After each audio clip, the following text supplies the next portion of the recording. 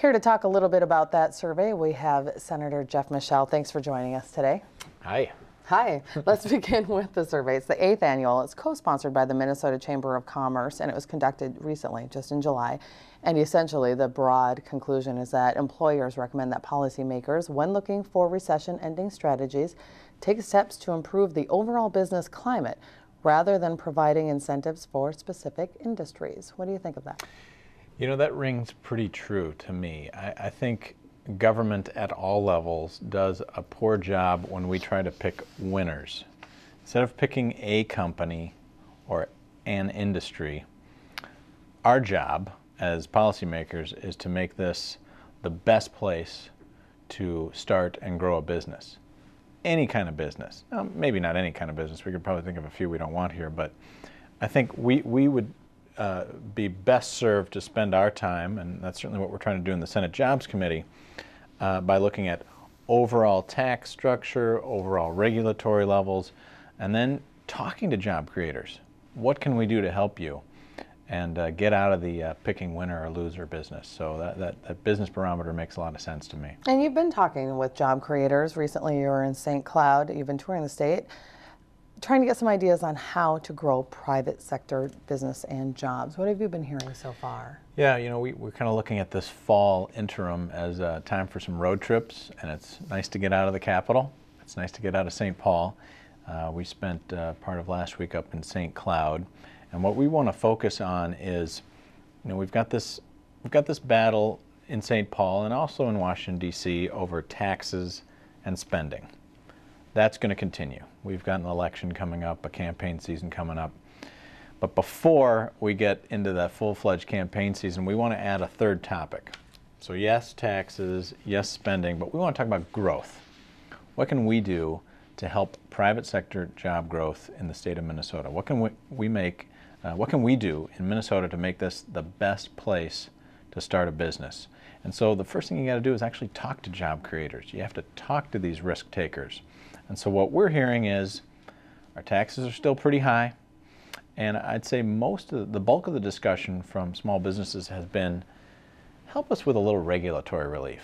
When we're applying for a permit, when we're trying to get a license from government, sometimes it just sits in the inbox. And so we need a regulatory system in Minnesota that fits the pace of a 21st century economy. Any aha moments, anything that you've heard that maybe is a bit out of the weeds, something that kind of caught you by surprise? I don't know if I can say there's been a big aha moment, but I'd say the bulk of the, maybe I'd call it critique, has been on the regulatory side. Some people have asked for a moratorium, just time out government, don't do anything more to us. And I've also heard a lot of support for a repeal of the statewide business property tax. So no matter what size of a business you are, whether you are making profits or more likely in this kind of economy, you know, you're looking at a flat bottom line to maybe losing some money, everyone has to pay their property taxes. A lot of people don't know that there's actually a statewide business property tax that we throw on top of all the other property taxes. We can eliminate that. We actually offered that, put that on the governor's desk, and he vetoed it.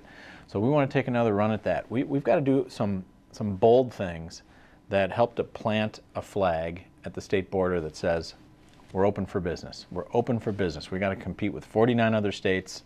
Now we got to compete with other countries in a global economy. And as you look to create jobs, the GOP argument thus far has been to grow private sector jobs and not public. Well, the upcoming session is, of course, a bonding session. So would you consider a larger bonding bill in order to pull in more employment, higher employment numbers, particularly in the construction trade?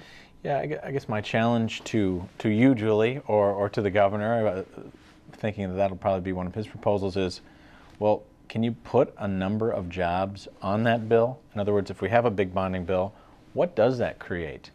I think we've got a legislature that's pretty skeptical now about going into further debt. We're giving too much debt and too many deficits to our kids.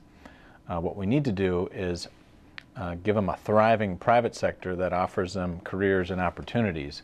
And so I don't think a bonding bill does that.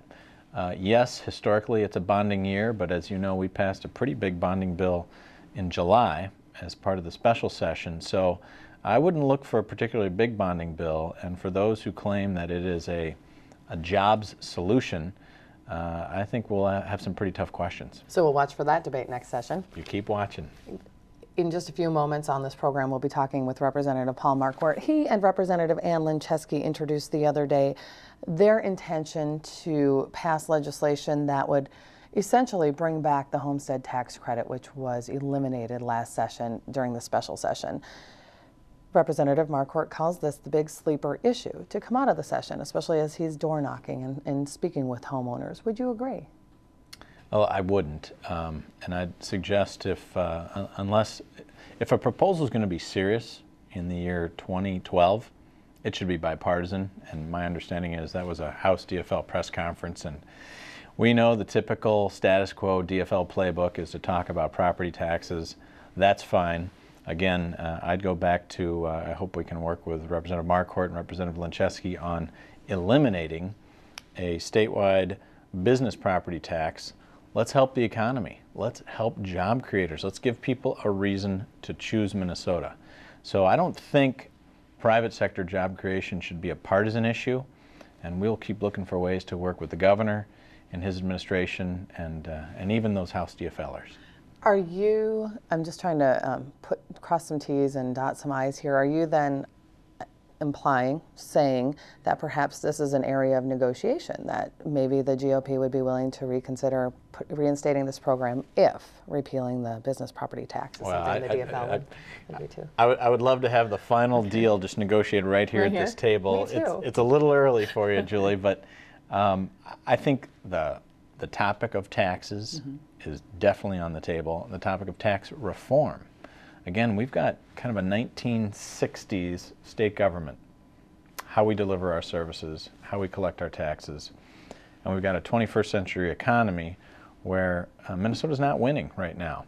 So if there's things we can do within the tax system to help Minnesota job creators, I think you'll find a lot of cheering for that within the Minnesota State Senate. All right, I think we're going to be following a lot of policy discussion next session. Look forward to it. Thank you, Senator Michel. We appreciate your time. Thanks.